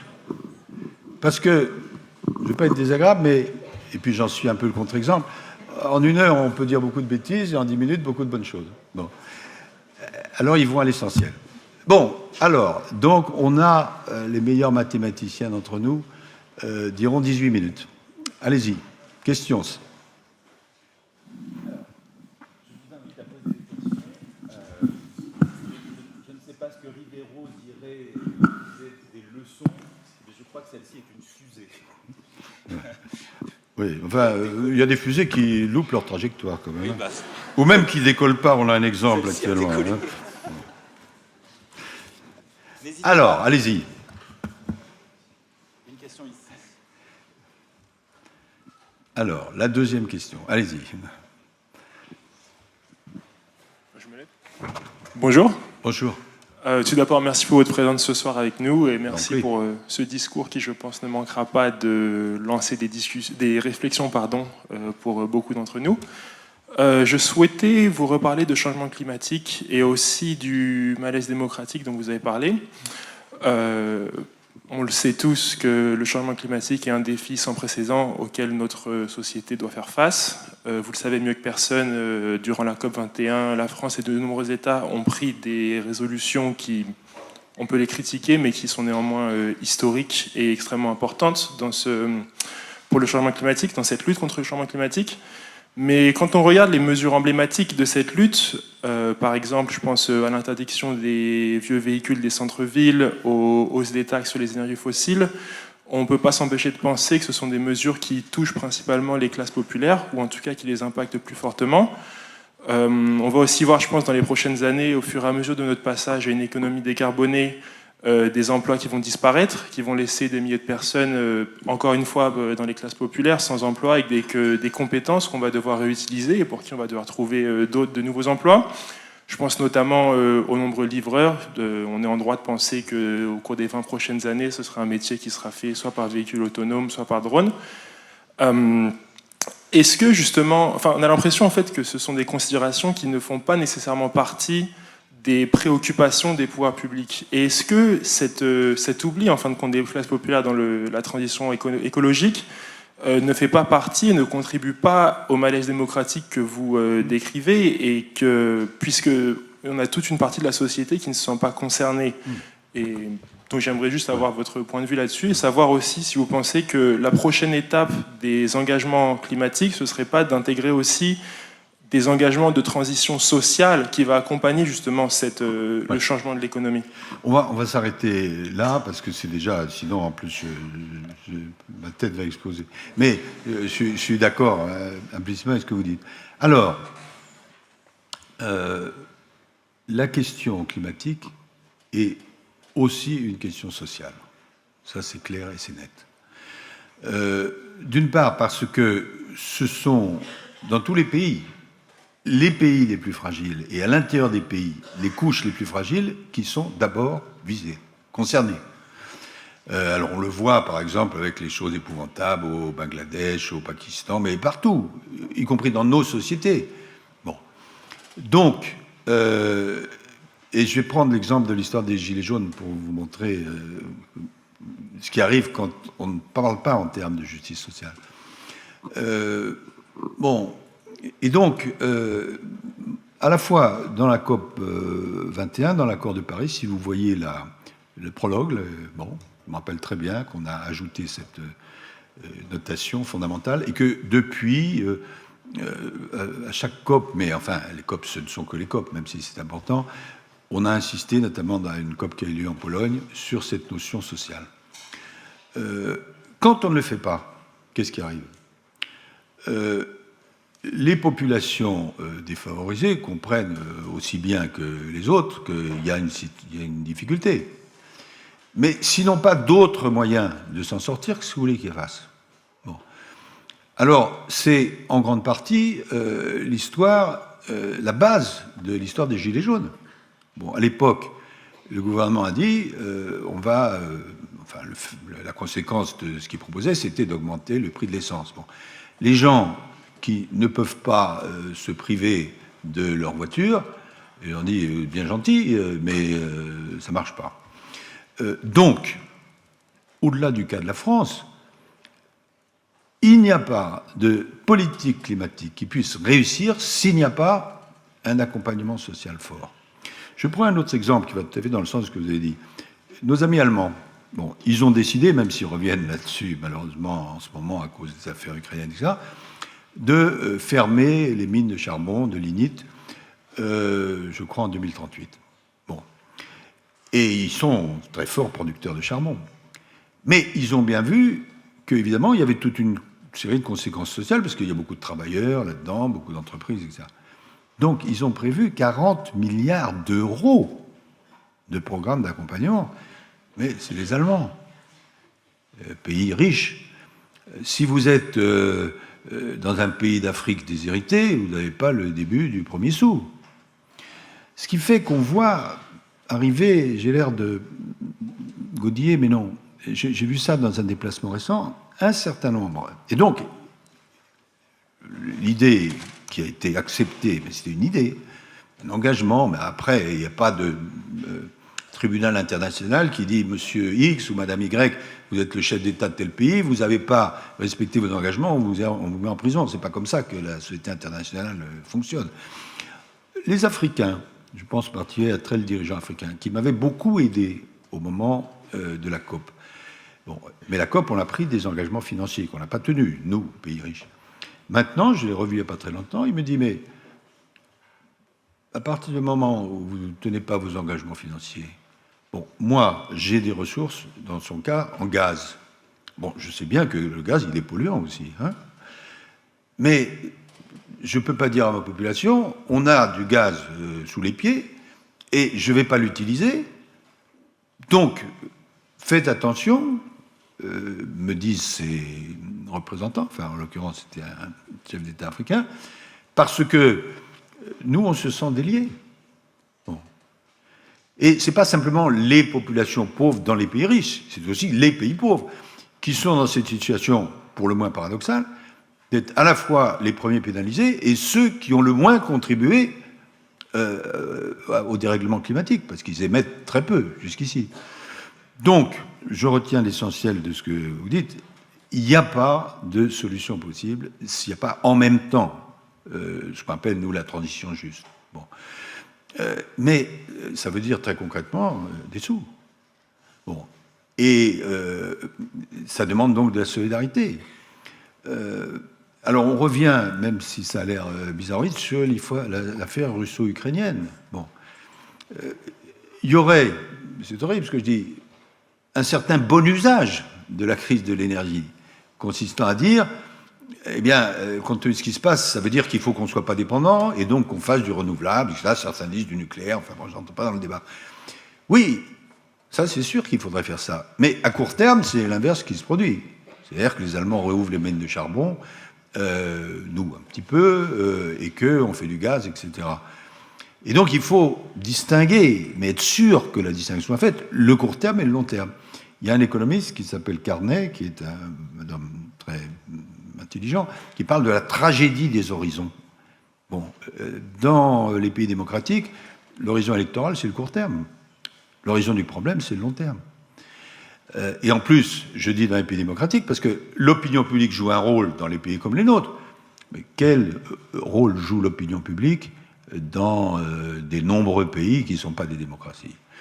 Donc, je retiens l'essentiel de votre réflexion, même si elle est difficile à mettre en œuvre. On n'arrivera pas à progresser vraiment si on ne comprend pas, quand je dis on, c'est essentiellement les responsables d'État, essentiellement, qu'il n'y a pas de solution praticable, au-delà de la théorie, s'il n'y a pas des accompagnements sociaux, et ça veut dire financement. Autre question.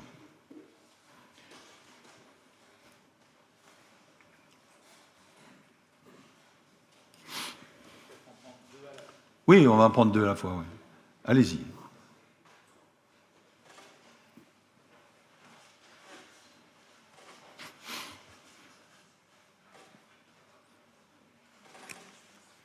Allô. Bonsoir, Monsieur le Président. Bonsoir. Merci pour cet exposé. Vous avez parlé donc de du Conseil constitutionnel et aussi des autres cours suprêmes à travers le monde. L'une des choses qui distingue le Conseil constitutionnel en France et la Cour suprême, c'est l'existence notamment de filtres au Conseil.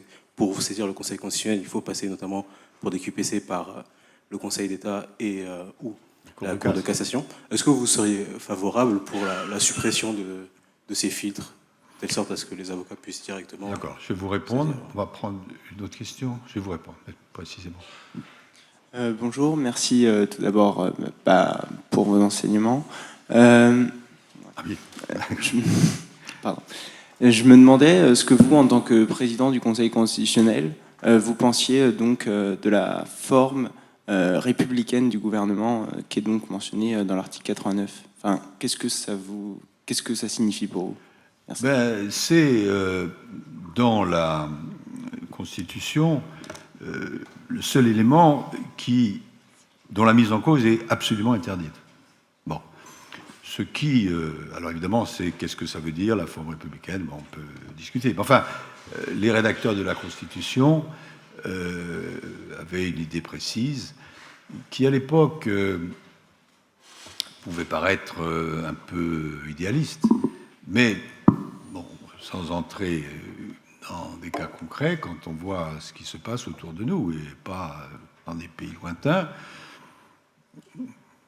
ça rejoint ce que disait votre doyen sur l'état de droit, il y a des vraies questions à se poser quand même. Donc, on ne peut pas mettre en cause la forme républicaine du gouvernement. Sur la question des filtres, effectivement, il y a des cours qui n'ont pas de filtre, mais évidemment, il y a un filtre de fait. On prenait l'exemple de la Cour suprême. La Cour suprême choisit les affaires qu'elle veut traiter. Bon. Il y a dans différents pays un peu l'équivalent de la QPC, un peu l'équivalent.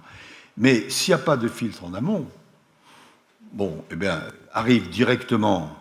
Alors, s'il n'y avait pas le filtre, actuellement, on pense qu'il y a entre 2 000 et 3 000 QPC. Si nous étions saisis directement des 2 000 à 3 000 QPC, sauf à faire une autre institution, on dirait celles-là, on ne les traite pas parce qu'elles ne sont pas sérieuses, pas intéressantes, et on traite en revanche les autres. Donc, je ne dis pas que le système des filtres soit parfait, mais il y a toujours un filtre, qui est dit ou qui n'est pas dit. Nous, on a dit, c'est dans les textes, c'est le Conseil d'État et la Cour de cassation qui sont des juridictions très sérieuses et reconnues comme telles. Voilà, donc je ne pense pas vraiment que, en tout cas dans l'état actuel, ce soit un problème. Je trouve que c'est un système qui n'est pas mauvais, parce que l'alternative, c'est quand même un peu d'arbitraire dans le choix des questions qu'on traite. Autre point. Merci beaucoup, Monsieur le Président. Je suis là. Où êtes-vous? D'accord. Je suis doctorant à l'école de droit, mais je viens de Chine. J'ai 2 questions, mais tout est très court. Et je vous m'excuser si j'utilise des mots inappropriés. Ma première question, c'est quand on face des problèmes comme le climat ou la plateforme sociale, où la distinction publique et privée est érodée ou floue. Donc, est-ce qu'on parle beaucoup des droits et la protection des droits fondamentaux par le gouvernement, mais est-ce qu'on doit mettre l'accent sur les devoirs constitutionnels des acteurs non étatiques comme l'entreprise privée? Et ma deuxième question, c'est, il me semble, le Conseil constitutionnel de la France, c'est une institution quasi juridique, politique et juridique à la fois. Donc, quand vous prenez des décisions, vous prenez des décisions politiques, plutôt politiques ou plutôt juridiques, parce qu'on n'a pas vu beaucoup de raisonnements, parce que c'est très court comparé avec les décisions des États-Unis. Et c'est ça. Cette question m'intéresse beaucoup parce qu'en Chine, c'est notre Congrès qui est chargé de faire le contrôle de constitutionnalité, bien qu'il y ait des conseils juridiques. Merci beaucoup. Oui. Alors, je réponds aussi, c'est intéressant pour vous tous. Les droits et les devoirs. Moi, c'est un concept que je trouve très important et qu'on applique dans notre jurisprudence. Par exemple, lorsqu'on a été saisi, je vous ai dit 8 fois, donc ce n'est pas une petite affaire, des questions sur la Covid. on a pris des décisions en disant ça c'est possible, ça c'est pas possible. Et quel est le point de fond, droit et devoir? Pour nous, en France, les libertés sont essentielles. Et si vous dites aux gens, vous avez obligatoirement un masque, vous devez avoir un pass vaccinal parce que sinon vous ne pouvez pas faire tel ou tel, c'est une atteinte aux libertés. Bon, il ne faut pas tourner autour du pot. Bon.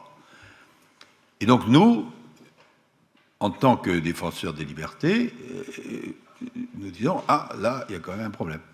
Mais, en même temps, il y a un autre principe qui est très important, c'est la protection de la santé de la population.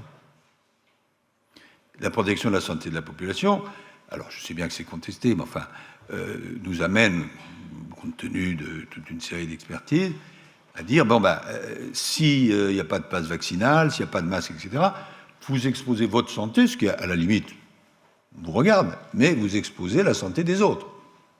Donc il y a deux principes qui sont en contradiction, si on est honnête intellectuellement. D'un côté, la défense des libertés, de l'autre, la défense de la santé, de la sécurité sanitaire de la population. Et nous, notre rôle, c'est, regardant, parce que nous en sommes saisis, une disposition législative, nous disons, la conciliation a été faite, ou bien non. Attention, ça penche trop du côté de la protection de la sécurité et pas assez de défense des libertés. Ce qui nous amène, par exemple, à dire, bon, on a autorisé la loi sur le pass vaccinal, mais on a dit, dans une école, les directeurs d'école ne peuvent pas connaître quelle est la situation sanitaire individuelle des élèves. Parce que ça, c'est au-delà. Ou bien, ça nous a amené à dire, on peut interdire un certain nombre de choses, mais on ne peut pas obliger, par la loi, lors des réunions politiques, notamment en période d'élection, tout le monde à porter un masque. Que les organisateurs disent « vous n'entrez pas si vous n'avez pas de masque », ça, c'est leur affaire. Mais que la loi dise « on ne peut pas faire de réunions politiques », parce que nous considérons ici que le fait qu'il y ait des réunions politiques, ça fait partie de la démocratie. Voilà un premier élément de réponse. Deuxième élément de réponse, est-ce qu'on est une institution juridique, politique? Alors, je réponds tout à fait nettement, juridique. Là, bon, j'ai un, entre guillemets, homologue en Chine, que je connais bien, mais il est en même temps vice-président de l'Assemblée nationale. Bon. Bon, c'est comme ça. Et dans les décisions qui sont rendues en Chine, c'est une autre conception. Je suis très proche des amis chinois, notamment, je tiens à dire, même si ce n'est pas votre question, qu'on n'aurait jamais réussi l'accord de Paris si les Chinois, les Américains aussi, et d'autres ne nous avaient pas aidés. C'est pas possible. Bon. Donc à chaque fois que je converse sur ces sujets, je reconnais l'apport qu'a apporté la Chine. Bon. Mais moi, si j'étais en même temps vice-président de l'Assemblée nationale, évidemment, ce n'est pas la même conception. Et en plus, dans les décisions qui sont rendues, il est fait référence à la Constitution chinoise et donc au rôle du Parti communiste, etc., ce qui, évidemment, en France, n'a rien à voir. Alors, il y a quand même un débat. Moi, je suis clair et net, donc c'est juridique, c'est pas politique. D'ailleurs, la preuve, c'est qu'il nous arrive très souvent d'annuler des lois qui sont proposées par le gouvernement. Bon, donc ça, nous sommes indépendants. Mais là où votre question peut se poser, c'est qu'un certain nombre d'entre nous ont fait de la politique. Bon, dans le conseil que je préside, moi-même, j'ai fait pendant un certain temps de la politique, et nous avons aussi un garçon qui, bon, intellectuellement, est très brillant, qui est Alain Juppé. Bon, nous n'avions pas les mêmes opinions, au moins pour autant que je me souvienne. Bon, il n'empêche que, bon, moi j'ai une formation juridique forte et que Juppé n'est pas connu pour être un amateur. Bon, et puis bon, il a été longtemps maire de Bordeaux, il a été Premier ministre, il a présidé ceci, présidé cela. Une fois que nous sommes dans le Conseil constitutionnel, la politique c'est terminé. D'abord parce que nous n'avons pas à parler politique, ça c'est clair. Ensuite, parce que nous n'avons pas à dire ce que nous pensons de la politique. Et ce qui explique une de nos règles, chez nous, le délibéré est secret, c'est-à-dire qu'on ne sait pas, personne ne sait comment nous nous prononçons. Et c'est une garantie d'indépendance formidable. Il y a des pays, par exemple, on a parlé des États-Unis, où il y a ce qu'on appelle des opinions dissidentes. Donc, voilà, il y a une décision de la majorité, mais le juge machin dit non, moi je ne suis pas d'accord, il l'écrit, etc. Nous, à partir du moment où personne ne sait comment nous exprimons, c'est une protection d'indépendance formidable. C'est d'ailleurs la raison pour laquelle la règle du secret s'applique aussi aux juridictions. Ce n'est pas parce qu'on veut rester entre nous. Donc, pour résumer par rapport à votre question, il y en aura une dernière, après ça finit. Le rapport à la Constitution n'est pas le même, parce que nos systèmes sont différents, mais nous sommes une juridiction qui est une juridiction. Rapport à la Constitution, alors, je vais vous faire peut-être réfléchir aussi là-dessus.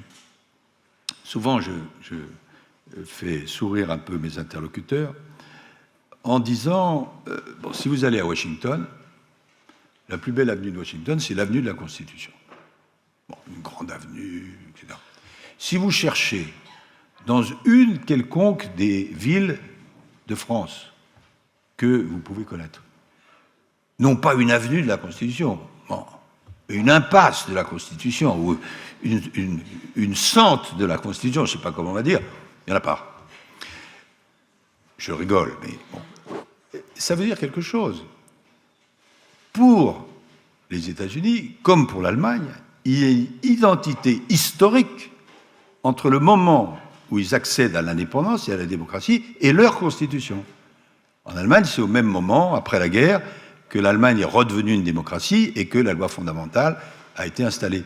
Aux États-Unis, c'est quasiment en même temps qu'il y a l'indépendance et la Constitution. Donc ils ont un rapport très différent de nous Français qui avons déjà 5 constitutions, la dernière ayant déjà été révisée 24 fois. Bon. Avec la Constitution et accessoirement avec l'organe qui est chargé de vérifier la Constitution des lois, qui s'appelle le Conseil constitutionnel. Donc, je ne demande rien et je ne suis pas irréaliste, mais il n'y a pas le même, voyez, le même rapport historique, et ça explique pour une part alors que la Constitution c'est important et les juges de la Constitution c'est important comme garant de nos droits, de nos devoirs, etc. C'est pas ressenti du tout de la même manière en France, compte tenu de son histoire, et par exemple aux États-Unis ou en Allemagne. Donc c'est important d'avoir ce background historique. La dernière. Alors, une des deux dames, 3. Oui. Bon, allez-y, madame. J'ai eu l'immense privilège de recevoir le micro avant ces pauvres camarades. Même si vous avez un t-shirt tomboy. Bon, mais enfin, je ne vais pas entrer dans ce débat, mais... Oui, alors originellement, je voulais vous poser une question sur l'intelligence artificielle, et puis finalement, je me suis ravisée, et j'aimerais beaucoup soumettre à votre expérience peut-être, le cas que j'ai lu récemment d'un fermier péruvien qui poursuit une entreprise d'énergie allemande pour les dommages qui pourraient, et les préjudices qui pourraient être causés à sa propriété, à son exploitation, par la fonte des glaciers qui remplit une réserve, un barrage qui risque de craquer à tout moment. Et donc j'aimerais savoir ce que vous en pensez et si cette affaire pourrait éventuellement donner un aperçu de ce qu'on pourrait faire en matière de droit environnemental à une autre échelle et de responsabilité de nos États développés envers les pays qui n'ont pas forcément été responsables de tout ça, mais qui se retrouvent face aux conséquences à très court terme. Voilà, merci beaucoup. Je vais vous répondre en m'excusant auprès de vous, parce que ce sera la dernière question, parce que sinon tout le monde va dire c'est trop long. C'est, je crois, dans un pays d'Amérique du Sud ou d'Amérique centrale. Hein. Bon. Il faut bien dire que le rapport qu'ont ces pays avec la nature est tout à fait différent du nôtre. Je ne vais pas vous faire un cours de philosophie, mais notre rapport avec la nature, même si ça évolue, est largement issu de la pensée de Descartes, enfin que Descartes a résumé. L'homme, maître et possesseur de la nature. Dans ces pays, et pas seulement dans ces pays, aussi dans beaucoup de pays d'Afrique, etc., la nature, c'est la terre-mère, Mother Earth. Et certains vont jusqu'à l'animisme, mais en tout cas, les droits de la nature c'est dans la culture qu'ils ont. Du même coup, ça a des traductions juridiques. Par exemple, il y a certains pays qui reconnaissent la possibilité pour un fleuve d'être requérant. D'autres pour un animal. Bon, nous, c'est pas ou pas encore notre culture. Bon. Et ça explique un petit peu les différences d'approche. Mais il y a des évolutions dans la loi française et dans le discours que j'entends. Il y a de plus en plus l'idée que il faut tenir compte de la nature. Certains disent la nature reprend ses droits. Enfin, vous voyez. Bon. Et du coup aussi, il y a une évolution de la mentalité, une évolution des lois et une évolution de la jurisprudence. Est-ce que nous en sommes actuellement? Et évidemment, ça apporterait des solutions, mais ça poserait aussi des problèmes. À une situation où le fleuve Seine pourrait se pourvoir en justice en disant bon, alors qui représentant le fleuve Seine déjà, pour dire attention à la pollution, etc. Et vous ajoutez à cela, à juste titre, le caractère transnational, et vous y ajoutez le problème juridiquement très compliqué du rapport entre la cause et la conséquence. Parce que là, si je me mémorise un instant, je crois, mes souvenirs, le problème principal est la défense des personnes ou de l'entreprise mise en cause, c'est de dire, bon, comment est-ce qu'on établit un lien de causalité entre ce qui se passe dans l'entreprise, je ne sais pas quoi, Bayer, en Allemagne, et les résultats de la pollution en Bolivie. Bon. Donc, je ne vais pas vous dire ce qui se passera en France, parce que je ne dois pas dire, je ne peux pas dire, de toutes les manières, bon, c'est une décision collégiale, ce qui adviendrait si on avait tel ou tel élément. Mais les cultures sont différentes, les lois sont différentes, nous jugeons des lois. Les constitutions sont différentes, et jusqu'à présent, l'état d'esprit, si je peux dire, enfin, il faudrait trouver un autre terme, est différent pour des raisons historiques et philosophiques. J'avais été très frappé en faisant une conférence un jour dans tel ou tel pays d'Afrique.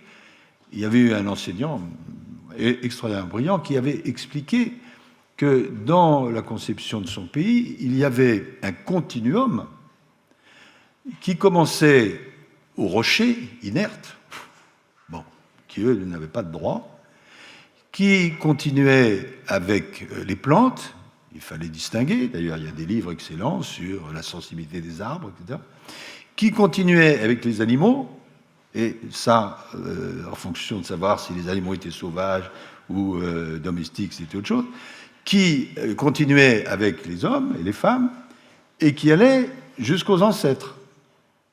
Non, ce n'est pas exactement la conception actuelle de la plupart des Français. Hein. Bon.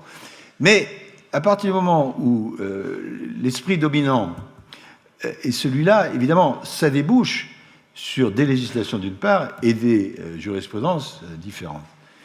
Le problème, évidemment, c'est que, comme je n'ai cessé de répéter, je vais arrêter, sinon vous en auriez assez, c'est que les décisions, pour beaucoup d'entre elles, sont nationales et le problème est transnational. Merci beaucoup.